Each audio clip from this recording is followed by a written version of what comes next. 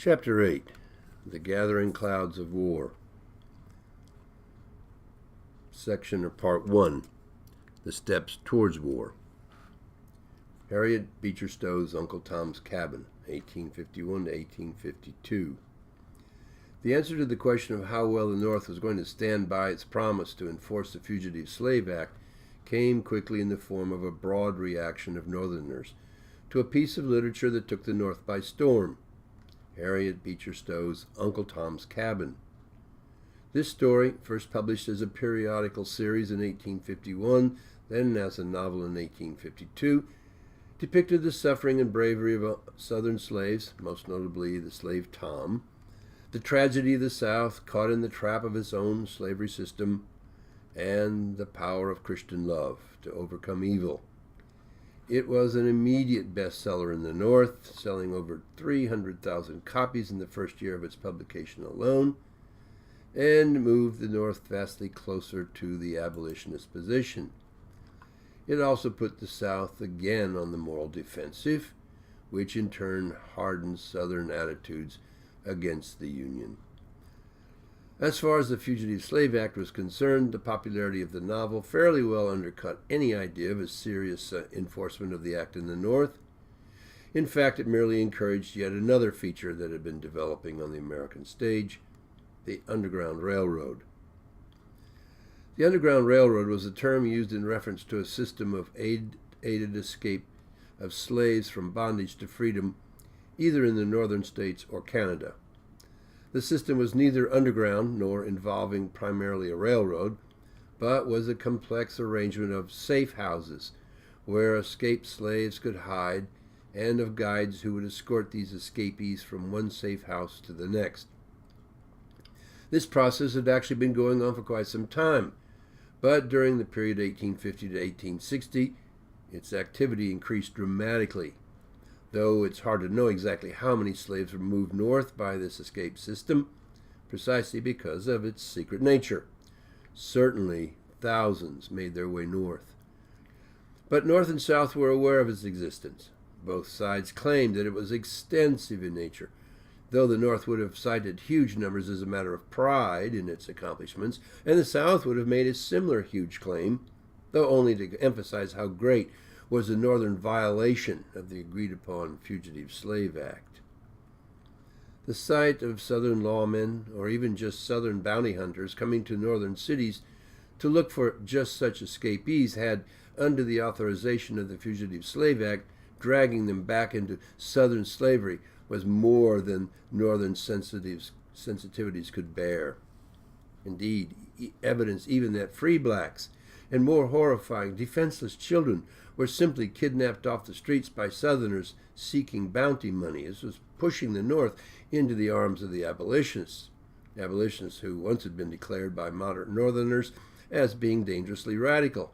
Now, rather quickly, the abolitionists seemed less and less radical and more correct in their fierce opposition to slavery.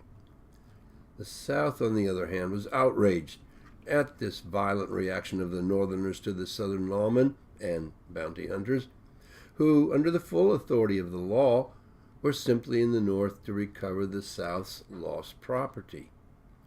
The South seized in anger at how the North could so willingly violate the law of the land. So, indeed, the Compromise of 1850 was turning out to have not achieved anything to settle the hostilities growing between the North and the South. If anything, it had succeeded merely in heightening and sharpening those hostilities. The passing of the last of the great triumvirate. We've already noted that John Calhoun died in the very midst of the debate that ultimately produced the Compromise of 1850. But the other two members of the great triumvirate were soon to follow. The passing of these three greats marked the end of another era of American politics and the beginning of yet a new one as the country marched towards a violent split. Henry Clay. At the end of June 1852, the great compromiser, Henry Clay, passed from the American scene. He had served the country since first entering the U.S. Senate in 1806, then serving in the House of Representatives from 1811. eventually becoming its Speaker in 3 different sessions. He then became the Secretary of State under John Quincy Adams, and afterwards returned to the position of Senator until his death. He had campaigned for the U.S. presidency in 1824, and again as candidate for the Whig Party, which he remained leader for the rest of his life, in 1832 and 1844, though he lost all 3 elections. Daniel Webster. In late October of that same year, the 3rd member of the triumvirate, Daniel Webster, followed Clay into eternity. Another Whig, Webster was famous for his eloquent defenses of American nationalism and for his support of the American business class, which he felt strongly held the greatest responsibilities for the success of the new nation. Webster served in the House of Representatives for 10 years, in the Senate for another 19 years, and served as U.S. Secretary of State under Presidents Harrison, Tyler, and Fillmore, occupying this position as of his death in 1852. Both men worked hard to hold back the forces that wanted to divide the country over slavery. They both suffered sharp opposition from the most aggressive members of the extreme wings of the Southern secessionists and the Northern abolitionists. But they held strong at the middle. But the middle was already losing power by the time of their deaths. And with their deaths, there was little now to hold the 2 conflicting sides together. The 1852 election. The Whig Party was in major disarray. The Compromise of 1850 produced a deep sense of alienation by many Northern Whigs who felt betrayed by some of their leadership, most notably the newly installed President Fillmore, who, as Vice President, had just replaced Taylor after his death in July of 1850, and whose support of the Compromise had won him no affection from the anti-slavery branch of the Whig Party. On the other hand, the Democratic Party counted the Compromise as being a major success, especially by Southern Democrats, because the Fugitive Slave Act clearly supported the Southern view of slaves as property rather than as humans. Also, political moderates, both North and South, though not greatly fond of all the details of the Compromise, felt that nonetheless its passage had thankfully finally put the slavery issue to rest. The nation could now relax. In the congressional off-term elections of 1850 that November, the Democrats swept the Whigs aside, securing 2/3 of the seats in the House. Sensing that they were headed for victory in the upcoming presidential election in 1852, the Democrats began immediately to prepare for it. Meanwhile, the Whigs found themselves stunned by the huge 1850 setback. They were not sure which way to turn. Certainly there was no way they were going to support Fillmore in his bid for re-election, but who would they support? At the Democratic National Convention in 1852, the Democrats once again nominated, on the 49th ballot, a Northerner of Southern principles, Franklin Pierce of Vermont, a lawyer with an acceptable military record as brigadier general in the Mexican-American War, though wounded and thus not able to perform dazzlingly. The Whigs responded with their own military hero as nominee, General Winfield Scott, whose abolitionist principles, however, were too strong for the taste of most Americans at that point. Consequently, Scott and the Whigs were trounced in the 1852 elections, Pierce receiving a 50.8% of the popular vote to Scott's 43.9%, and 254 electoral votes for Pierce versus Scott's 42. The Free Soilers, 4.9% of the popular vote, and other fringe parties, such as the Liberty Party and the American Party, made up the balance in the popular vote. Overall, this election finished off the Whig Party. It would dissolve before the next presidential election in 1856, with most Whigs joining the newly constituted Republican Party. By the way, with no connection with Jefferson's former Republicans, however. Franklin Pierce, the Young America Expansionist. The Gadsden Purchase, 1853. By 1850, America had laid more railroad track than any other nation, and over the next 10 years, the amount of track laid would more than triple. Most of this occurred in the North, but even the South by 1860 would have more track laid than any European country. It was during Pierce's presidency that his Secretary of War, Jefferson Davis, soon to be the President of the Southern Confederacy, began to push for a Southern Railroad to reach all the way to the Pacific. This would have put the South ahead of the North in its reach west, possibly giving slavery a boost in the Western territories, for which slavery was to be a local option, that is, chosen by the people of the territory themselves. Thus, Davis convinced Pierce to send railroad magnate James Gadsden to negotiate with Mexican President, again, Santa Anna, for the purchase of a section of Arizona border territory that would have helped the South more quickly reach its goal of a Southern Transcontinental Railroad. The purchase price of this section of land, popularly termed the Gadsden Purchase, was for $10 million, badly needed by Santa Anna, whose government was once again on the verge of bankruptcy. With this purchase, the territorial reach of the U.S. was complete until the 1950s, when Alaska and Hawaii were added as distant states. Cuba in the Ostend Manifesto of 1854. The island of Cuba, not far from the southern shores of Florida, was still held by a greatly weakened Spain, which, however, posed no particular threat to America and its Monroe Doctrine. Consequently, over the years, it had attracted little American attention.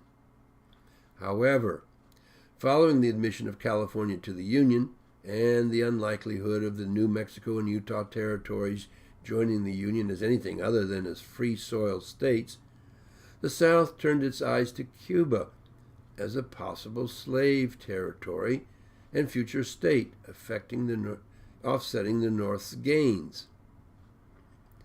At the urging of Pierce's Secretary of State, William Marcy, a meeting of American diplomats posted to Europe met secretly in Ostend, Belgium, to discuss the strategy for either purchasing Cuba from the Spanish or just simply taking it by force. But news of the secret meeting got out, causing a huge outrage in both Europe and in the American North, and a major embarrassment to the Pierce government. The timing for this was terrible, because it coincided with another issue that was tearing the country apart: the Kansas-Nebraska Act of 1854. A combination of land hunger from American farmers being pushed west in search of new lands to open up, plus the commercial interests of railroad magnates seeking the riches that came with the land for rails exchange, put the huge Nebraska territory just to the west of Missouri up for development. Footnote: railroad companies were given huge land grants in return for laying track in the western territories. The land was then sold to new settlers to compensate the railroad companies for their building expenses. It was to the great advantage of the railroad companies to bring in as many settlers as possible, pushing the rapid development of these territories. This development, of course, brought forward the persistent question with reference to the Nebraska Territory: slave or free? The effort to nullify the Missouri Compromise of 1820. According to the Missouri Compromise of 1820, the Nebraska Territory, being entirely above the 3630 line separating the Western Territories, free soil land above that line, and slavery territory below it, should automatically have been classed as a free state. But as some, notably Democratic Party leader Stephen A. Douglas, pointed out, California and New Mexico were well below that line and had entered as free soil states under the principle of popular sovereignty. Indeed, Douglas had made it a personal mission of his own to get Congress to accept this same principle of popular sovereignty for the Nebraska Territory. Southerners joined with Douglas and went even further in attempting to amend the bill by adding the provision making the Missouri Compromise now null and void. President Pierce, his cabinet, and Southern Democrats were all highly favorable to this proposal. Even Southern Whigs supported the idea. But Northern Whigs were furious, and Northern Democrats were none too pleased. In all, the issue would finish off the Whig Party through an irreparable split in its ranks, and the Democratic Party would find that its huge majority would mean little in Congress when it too was deeply split over this issue. Pierce attempted to hold the Democratic Party together by making support of the Nebraska bill the measure of party loyalty and the distribution of party favors. He even proposed to pass responsibility over to the Supreme Court by getting it to declare the Missouri Compromise as unconstitutional. The Democratic Party majority approves the bill. In January of 1854, the bill was reintroduced in the Senate, calling for the repeal of the Missouri Compromise and dividing the Nebraska Territory into two parts, Kansas to the south and Nebraska to the north.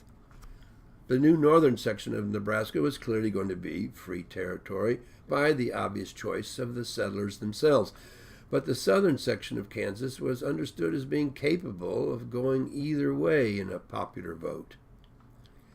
With Democrats possessing a large majority in both houses of Congress, and Douglas using all his energies to gain passage of the bill, it finally passed both houses after 4 months of bitter fighting, 37-14 in the Senate, early March, and 113-100 in the House in May, with Pierce signing it into law on May the 30th. The reaction of the people. Despite Congress's resolution of the Kansas-Nebraska matter, the country as a whole was taking a position very different from that of Congress.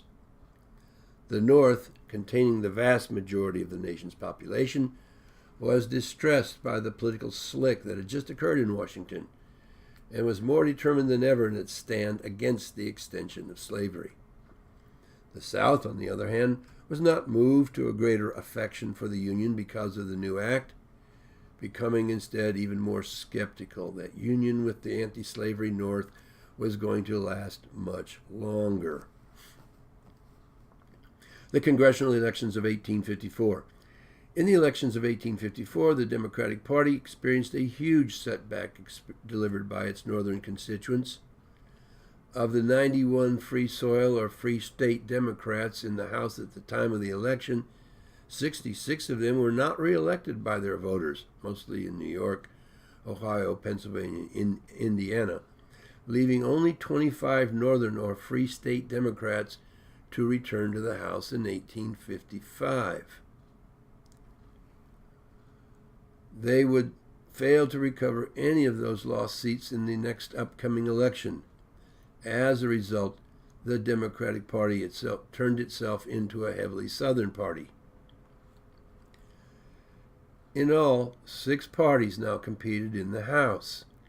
A coalition of the American Party, 52 seats, and the Opposition Party formed the new majority in the House. The American Party, or Know-Nothings, supported curbs on immigration, which voters felt were overwhelming the Anglo-Protestant character of America. Footnote.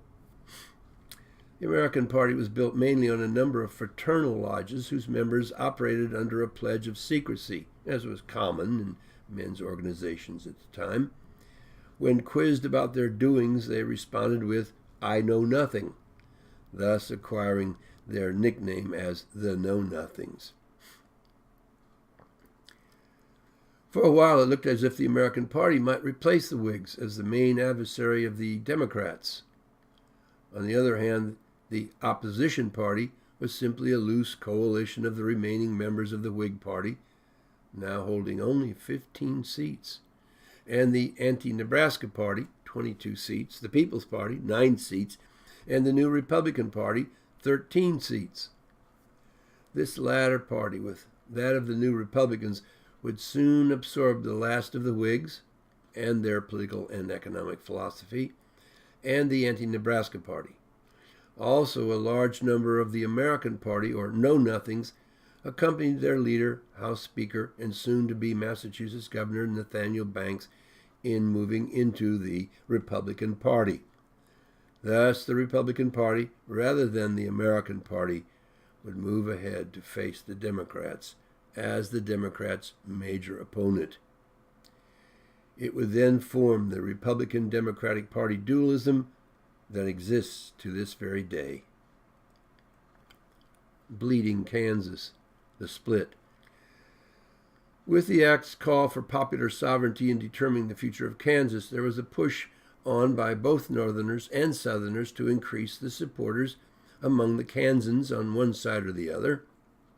From Missouri came pro-slavery settlers, termed border ruffians by angry Free Staters, to augment the ranks of those ready to vote for slavery for Kansas. But the Free State side had their Jayhawkers, who entered Kansas to build up the ranks for the free vote. Thus, Douglas's popular sovereignty turned out to not be the solution Kansas needed to avoid conflict, but the very cause of its growing intensity.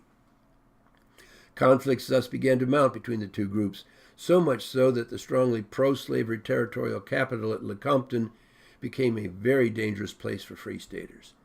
This caused the Free Staters in 1855 to establish their own legislature at Topeka and to elect their own governor and senators. Kansas newspapers chose sides and hyped the intensity of the bitterness mounting between the two parties. This, in turn, invited vigilante action in which one or another of these newspapers were ransacked and their presses destroyed. The Brooks caning of Sumner, May of 1856. While Kansas bled away, an incident occurred in the U.S. Senate that would add fuel to the growing fire. The strongly abolitionist Massachusetts Senator Charles Sumner, who had a knack for delivering sharp insults in his crime against his Kansas speech, unloaded a stream of just such insults on the Kansas-Nebraska Act's co-authors, Douglas and South Carolina Senator Andrew Butler. Butler's cousin, South Carolina Congressman Preston Brooks, decided to avenge Butler's honor by entering the Senate and pounding Sumner nearly to death with a cane, requiring Sumner 2 years to recover, making Brooks a hero in the South and Sumner a martyr to Northern abolitionists. John Brown. At about the same time, the appearance of the wild, and possibly insane, self-proclaimed abolitionist leader John Brown and his sons, and a handful of other followers, only heightened the violence of Kansas. In May of 1856, they killed 5 pro-slavery farmers in the Pottawatomie Massacre, in revenge for the sacking of Lawrence by pro-slavery forces. In August, several hundred border ruffians, equipped even with cannons loaded with grape shot, attacked the town of Osawatomie, where Brown's family was living. With only 40 defenders as his support, Brown was forced to withdraw after having lost 2 of his sons and several other Free Staters killed. Then the border ruffians proceeded to loot and burn the town. But John Brown would survive to become a central figure in the growing bitterness between the North and the South. From then on, the Kansas violence would only escalate into full-scale guerrilla-type warfare, complete with the killing, looting, and burning of settlements and the destruction of crops across Kansas. Not only was Kansas bleeding, but in Kansas the Civil War had already begun. And Kansas would continue to bleed until the last shot of the Civil War was fired in 1865. The 1856 election. By 1856, the Republican Party was registering rapid growth and ready to field its first candidate for the U.S. presidency. Leading the organization were Ohio Senator and soon-to-be Governor Salmon P. Chase and New York Senator and former Governor William H. Seward. Although the Republicans took up the former Whig Party agenda of national banking, protection of industry, infrastructure improvements, that is, roads, canals, and railroads, the main issue they pursued was the issue of slavery. Though not radical and thus demanding an immediate end of slavery, they were very much behind the idea that it was time to begin to put to an end to slavery through financial compensation to slave owners and recolonization to Africa if necessary. James Buchanan. But the Republicans passed over Seward as their presidential candidate, choosing instead California war hero John Fremont. However, in the national elections in November, the Northern vote was split by the Know-Nothings, who fielded former President Millard Fillmore as their own candidate. This split caused neither Fremont nor Fillmore to be elected. Instead, the Democratic Party candidate, former Pennsylvania Senator, U.S. Secretary of State, and Ambassador to England, James Buchanan, won the election. 5.3% of the popular vote for Buchanan, 33.1% for Fremont, and 21.5% for Fillmore, although with 174 electoral votes for Buchanan, 114 for Fremont, and only 8 for Fillmore. Buchanan had been in England during the Kansas-Nebraska crisis, and that was not identified strongly with either side in the issue. He intended to keep it that way, claiming that he alone at this point could bring healing to a disunited country. He would be above politics. Anyway, he was counting on the Supreme Court to settle the question of slavery in the territories. The Dred Scott case, 1857. And the decision of the Supreme Court came only 2 days after Buchanan's inauguration, that is in early March of 1857. The case concerned a black man, Dred Scott, and his wife and their daughter, as to whether or not under law they had, because of their long residence in the anti-slavery North, before being brought back to pro-slavery Missouri, attained the status of free citizens. It was in being shifted from owner to new owner as slaves that Scott decided to bring his situation to trial. He filed in the Missouri courts for recognition of his free status, whose jury initially agreed with them, but lost that favorable decision on appeal by their owner, Sanford. Scott filed the case again, Scott versus Sanford, this time in federal court, and his case made its way through appeals, finally to the U.S. Supreme Court. On March 6, 1857, Chief Justice Roger B. Taney issued the court's 7-2 decision, finding against Scott and in favor of Sanford. Taney's findings were supposed to put the issue of the legality of slavery in the new territories to a final resolution. But in fact, they did quite the opposite, deepening further the hostilities separating the free North and the slave South. Firstly, Taney said that since Scott was a slave and not a citizen, he had no right to bring suit against Sanford in a federal court. That should have then been the end of the legal issue for the court. But Taney went on to touch further on the legal implications of the case.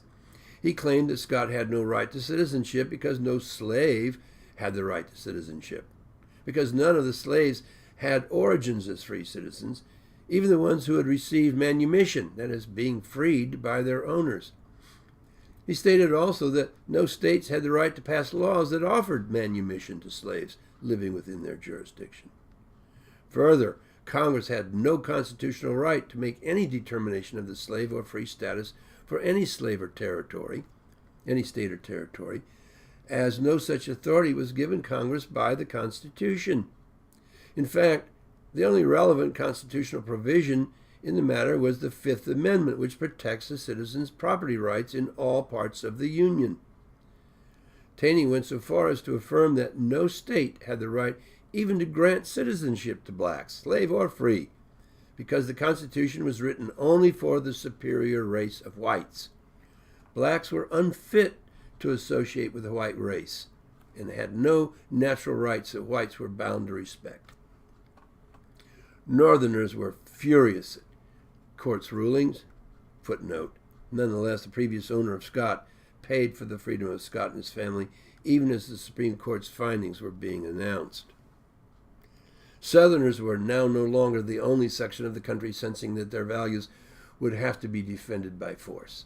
The idea that Congress had no right to exclude the enslavement of men anywhere in the Union was too galling an idea to ever be accepted in the North, and at the rate of pro-slavery progress moving across the American political landscape, the states of the North could wake up to find themselves suddenly declared slave states by the Supreme Court.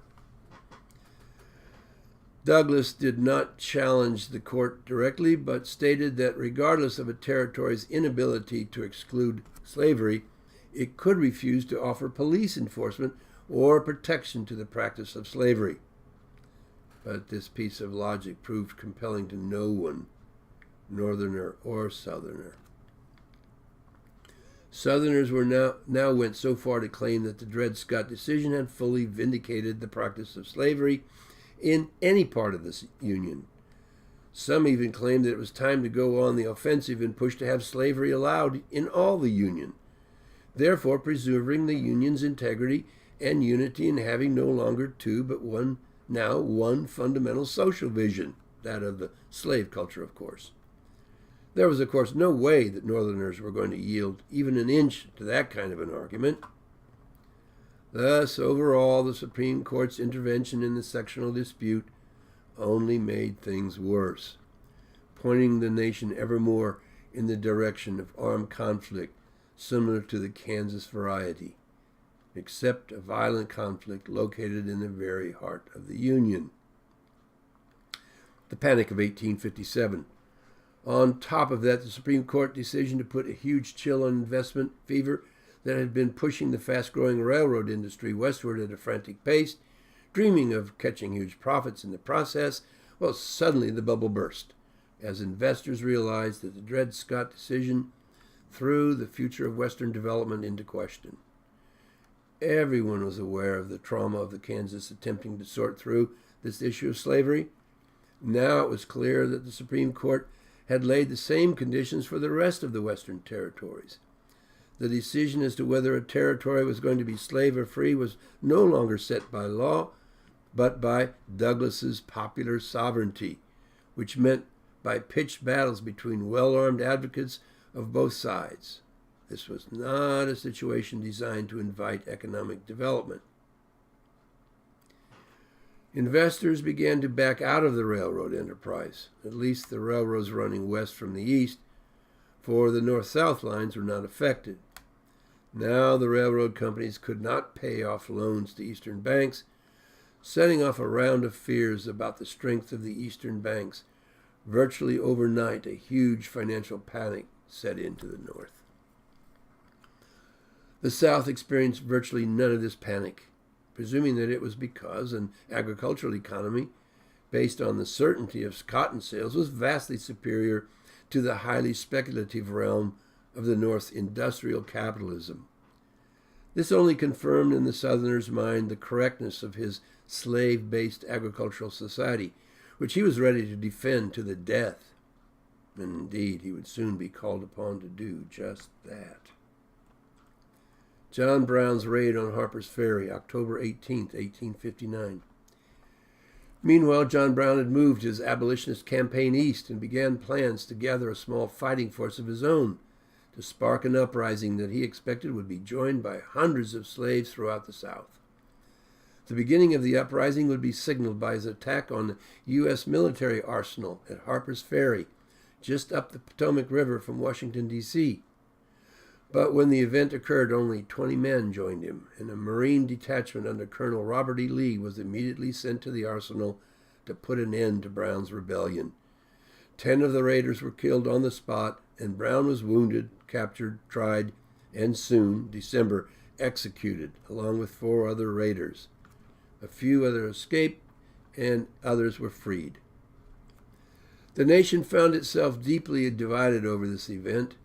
To the growing ranks of Northern abolitionists, Brown was a great martyr whose efforts exemplified the noble qualities that made the nation what it truly was, since the days of its own rebellion against English tyranny.